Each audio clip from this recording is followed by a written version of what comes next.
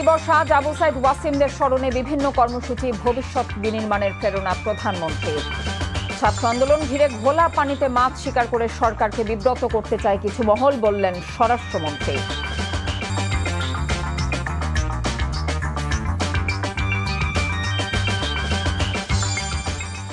আসসালামু আলাইকুম, কথা নাহিয়ান স্বাগত জানাচ্ছেন টিভির দুপুরের খবরে। আই গ্যাস ইউনাইটেড শিরোনাম দেখছিলেন, এবার নিয়ে যাচ্ছি পুরো খবরে। জুলাই শহীদ দিবস আজ। গত বছরের ২রা জুলাই অন্তর্বর্তী সরকার দিনটিকে জুলাই শহীদ দিবস হিসেবে ঘোষণা করে। দিবসটি উপলক্ষে রংপুর বেগম রোকেয়া বিশ্ববিদ্যালয়ের শিক্ষার্থী শহীদ আবু সাইদের কবর জিয়ারত ও পুষ্পমাল্য অর্পণ করেছেন বিভিন্ন শ্রেণীর মানুষ। এই উপলক্ষে সকালে বিশ্ববিদ্যালয়ের শিক্ষক ও শিক্ষার্থীদের নিয়ে পীরগঞ্জ উপজেলার বাবনপুর গ্রামে শহীদ আবু সাইদের কবর জিয়ারত ও পরিবারের সদস্যদের সাথে মত বিনিময় করেন বেরোবি ভিসি অধ্যাপক ডাক্তার শওকত আলী। এরপর ছাত্রদল সভাপতি রাকিবুল ইসলাম রাকিব সহ কেন্দ্রীয় নেতারা শহীদ আবু সাইদের কবর জিয়ারত করেন। এ সময় তিনি শহীদ আবু সাইদকে গুলি করার ভিডিও সরাসরি সম্প্রচার করায় এনটিভিকে ধন্যবাদ জানিয়েছেন। দুপুরে ছাত্র শিবিরের সভাপতি নুরুল ইসলাম সাদ্দাম সহ জামায়াত শিবিরের নেতাকর্মীরা আবু সাইদের কবর জিয়ারত করেন। এরপর সেখানে যান এনসিপির আহ্বায়ক ও বিরোধী দলীয় চিফ হুইপ নাহিদ ইসলাম সহ দলের কেন্দ্রীয় নেতৃবৃন্দ। কবর জিয়ারত শেষে আবু সাইদের স্বজনদের সাথে কথা বলেন তারা।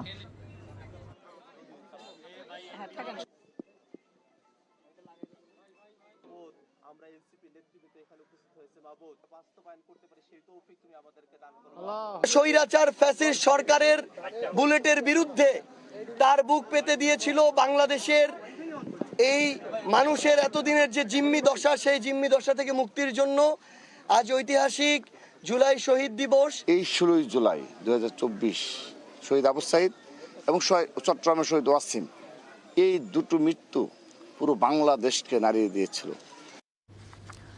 এদিকে চট্টগ্রাম জুলাই আন্দোলনে শহীদ ওয়াসিম আকরাম সহ ৩ জনের স্মরণে নির্মিত স্মৃতিস্তম্ভে শ্রদ্ধা জানিয়েছেন city mayor doctor Shahadat Hossain.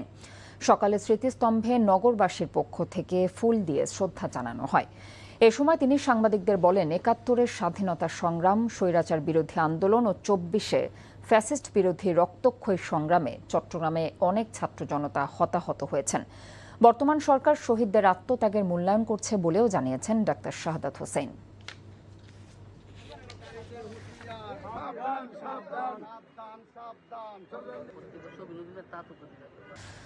বুক চিতিয়ে দাঁড়িয়ে গেলেই যে সরকার উল্টে দেয়া যায়, তার জ্বলন্ত উদাহরণ রংপুরের আবু সাইদ। ২০২৪ সালের ১৬ জুলাই নিরস্ত্র এক আন্দোলনকারীকে গুলির দৃশ্য এনটিভিতে সরাসরি সম্প্রচারের পর গণবিস্ফোরণ তৈরি হয় দেশ জুড়ে। বলছি জুলাই গণঅভ্যুত্থানের শহীদ আবু সাইদের কথা। পুলিশের গুলিতে নয়, আন্দোলনকারীদের হামলায় আবু সাইদ নিহত হয়েছেন এমন প্রতিবেদন দিতে স্বৈরাচারের প্রবল চাপের মুখেও দমে যাননি ময়নাতদন্তকারী চিকিৎসক। সময়ের পরিক্রমায় আবু সাইদের বীরত্ব এখনও লাখো শিক্ষার্থীর পাঠ্য। ১৬ জুলাইয়ের সেই দিনের কথা তুলে ধরছেন নিয়ামুল আজিজ সাদেক।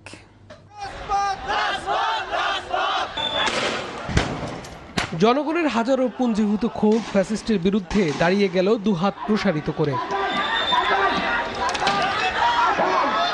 ক্ষমতার নেশায় উন্মত্ত সরকারের অনুগত বাহিনীর কাছে মানবদেহই যেন আতঙ্কের কারণ। আবু সাইদের নিরস্ত্র শরীর খুব কাছ থেকে বুলেটের আঘাতে ক্ষতবিক্ষত হয়।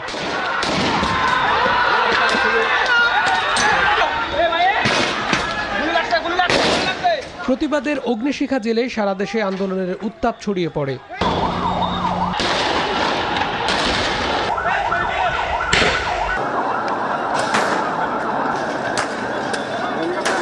শিশু, যুবা, বৃদ্ধ, নানা শ্রেণী পেশার মানুষ এমন ঘটনায় ক্ষোভে ফুঁসে ওঠে। বিক্ষোভের দাবানলে ছারখার হতে থাকে ক্ষমতাসীনের মসনদ। আবু সাইদের ঘটনা নিয়ে মিথ্যা রিপোর্ট তৈরি করে দিতে শেখ হাসিনা সরকারের পক্ষ থেকে বারবার চাপ দেয়া হয় রংপুর মেডিকেলের চিকিৎসক রাজীবকে। নানা প্রলোভন ও ভয়ভীতির সে সময় নিজের পেশা আর আন্দোলনকারীদের ত্যাগের কথা ভুলে যাননি তিনি। এনটিভির সাথে সাক্ষাৎকারে ২ বছর পর জানালেন কি বিভীষিকাময় মুহূর্তের ভেতর দিয়ে যেতে হয়েছে তাকে। চরম নিরাপত্তাহীনতার মধ্যে ছিলাম এবং প্রচণ্ড প্রেসারে ছিলাম। আমি ৫ থেকে ৬ বার রিপোর্ট জমা দেওয়ার চেষ্টা করেছি, কিন্তু প্রতিবার পুলিশের তরফ থেকে রিপোর্ট জমা নেওয়া হয়নি। পরে অবশ্য আপনারা আল জাজিরাতেই রিপোর্টটা দেখছেন যে সরকারের সর্বোচ্চ পর্যায় থেকে চাপ ছিল যেন আমি রিপোর্টটা চেঞ্জ করে দিই কিংবা রিপোর্টটা চেঞ্জ করে আবু সাইদের যে গুলিবিদ্ধ হয়েছে সেটা না দিয়ে হেড ইনজুরি দিয়ে রিপোর্টটা দিই। 16 জুলাই রংপুর বেগম রোকেয়া বিশ্ববিদ্যালয়ের সামনে পুলিশের সাথে আন্দোলনকারী শিক্ষার্থীদের ধাওয়া পাল্টা দেওয়ার সময় বুক চিতিয়ে দাঁড়ান শিক্ষার্থী আবু সাইদ। সেই সংঘর্ষের দৃশ্য সরাসরি সম্প্রচার করে এনটিভি। খুব কাছ থেকে আবু সাইদের বুকে গুলি করে পুলিশ। এমন নির্মম ঘটনার দৃশ্য মুহূর্তে ছড়িয়ে পড়ে সারা বিশ্বে। আন্দোলনের দাবানলও ছড়িয়ে পড়ে সারা দেশে। শেখ হাসিনা সরকারের পক্ষ থেকে এনটিভিকে বারবার চাপ দেওয়া হয় এই নির্মম দৃশ্যের ফুটেজ সরিয়ে ফেলার, কিন্তু এনটিভি কর্তৃপক্ষ অনড় থাকেন। এনটিভির সেই লাইভ ফুটেজ বিশ্লেষণ করে অপরাধী পুলিশ কর্মকর্তাদের চিহ্নিত করে সাজা নিশ্চিত করে। এনটিভির যদি ওই রিপোর্টটা যদি আমাদের সামনে না থাকতো, তাহলে বাংলাদেশের বা আমাদের জুলাই আন্দোলনের প্রথম শহীদ আবু সাইদ, যার এই শহীদের ঘটনার পরিপ্রেক্ষিতেই সারা বাংলাদেশে আন্দোলনটা দানা বেঁধে উঠে সাক্ষীর ক্ষেত্রে পায়োনিয়ার হিসেবে কাজ করেছে। জুলাইয়ের প্রথম শহীদ আবু সাইদ এবং পরে মুগ্ধ ওয়াসিমের বীরত্বগাথা মাধ্যমিকের শিক্ষার্থীদের জন্য পাঠ্যভুক্ত করা হয়েছে। তারা জানবে রক্তমাখা সাহসের ইতিহাস ও একটি বর্ষা বিপ্লবের বীরদের। Niamul Aziz Sadek, NTV news, Dhaka. এনটিভির একটি ভিডিও এবং চ্যানেলের রংপুরের সাংবাদিক একে মইনুল হকের চাক্ষুষ সাক্ষ্যে আবু সাইদ হত্যার ঘটনা দিবালোকের মতো স্পষ্ট হয়ে গিয়েছে। আর সেই ভিডিও এবং সাক্ষ্যের মাধ্যমে প্রমাণিত হয় রংপুরের আবু সাইদকে পুলিশ গুলি করে হত্যা করেছে। সেই হত্যার দায়ে আসামিদের সাজাও দিয়েছে আন্তর্জাতিক অপরাধ ট্রাইব্যুনাল। কি ছিল সেই ভিডিওতে এবং কিভাবে প্রমাণ হলো আবু সাইদ হত্যা মামলা, সে কথা জানিয়েছেন ট্রাইব্যুনালের সাবেক ও বর্তমান চিফ প্রসিকিউটর।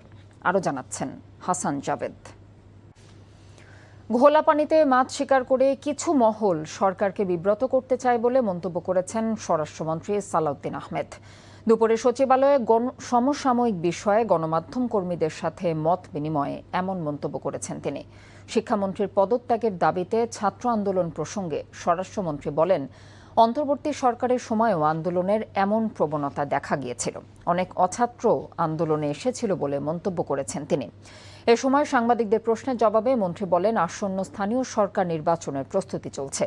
শেখ হাসিনা দেশে ফিরলেই তাকে গ্রেফতার ও রায় কার্যকর করা হবে বলেও জানিয়েছেন স্বরাষ্ট্রমন্ত্রী।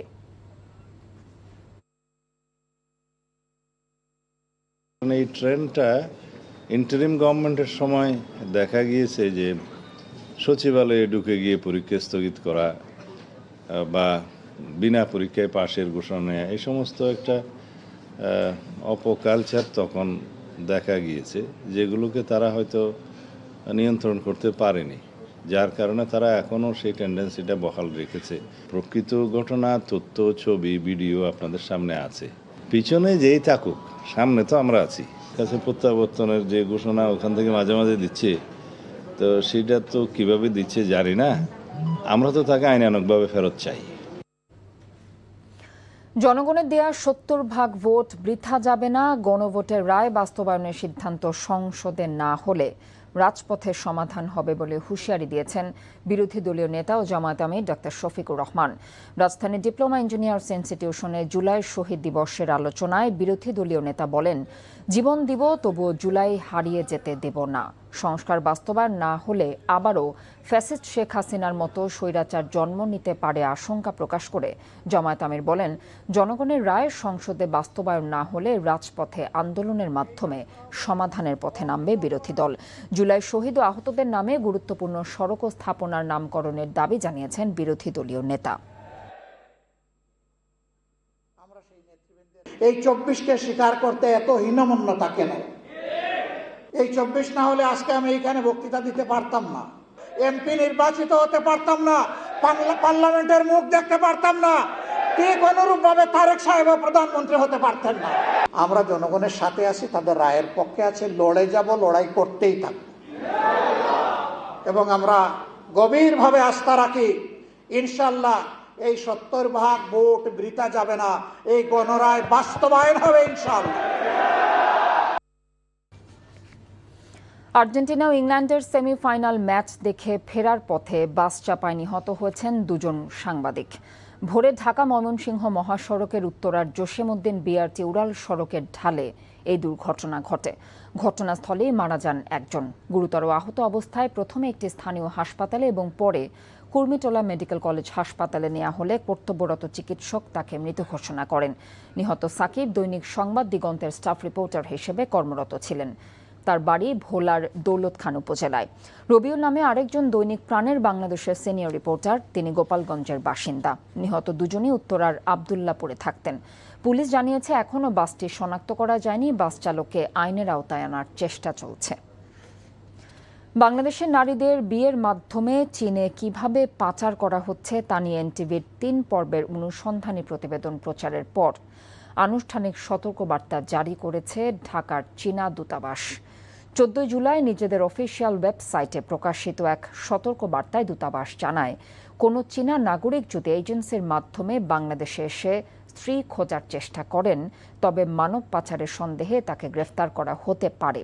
এনটিভির ৩ পর্বের অনুসন্ধানী প্রতিবেদনে উঠে আসে গাজীপুরের টঙ্গীর চেরাগালী এলাকার আঞ্জুয়ারাকে বিয়ের প্রলোভনে চীনে নিয়ে 18 লাখ টাকায় বিক্রি করে দেওয়ার বর্ণনা। এছাড়া 1 বছরের প্রায় 400 বাংলাদেশি নারী চীনে পাচার হয়েছেন বলেও প্রতিবেদনে তুলে ধরা হয়। পাচার চক্রের সঙ্গে জড়িত প্রায় 200 চীনা নাগরিক ও দেশীয় দালাল এর মধ্যেই গ্রেফতার হয়েছে। এরই সাথে খবর শেষ করছি। যাবার আগে আইগ্যাস ইউনাইটেড শিরোনামগুলো জানিয়ে দিচ্ছে আরও একবার। জুলাই শহীদ দিবস আজ আবু সাইদ ওয়াসিমদের স্মরণে বিভিন্ন কর্মসূচি, ভবিষ্যৎ বিনির্মাণের প্রেরণা প্রধানমন্ত্রীর। ছাত্র আন্দোলন ঘিরে ঘোলা পানিতে মাছ শিকার করে সরকারকে বিব্রত করতে চায় কিছু মহল, বললেন স্বরাষ্ট্রমন্ত্রী। এ ছিল এনটিভি দুপুরের খবরে। এই খবরের ভিডিও সহ আপডেট জানতে ভিজিট করুন এনটিভি অনলাইন www.ntvbd.com। এছাড়াও এনটিভির জনপ্রিয় সব অনুষ্ঠান ও খবরের আপডেট জানতে ভিজিট করুন আমাদের ইউটিউব ও ভেরিফাইড ফেসবুক পেজ। 5টায় দেশের খবর দেখার আমন্ত্রণ রইল। এতক্ষণ সাথে থাকার জন্য ধন্যবাদ সবাইকে।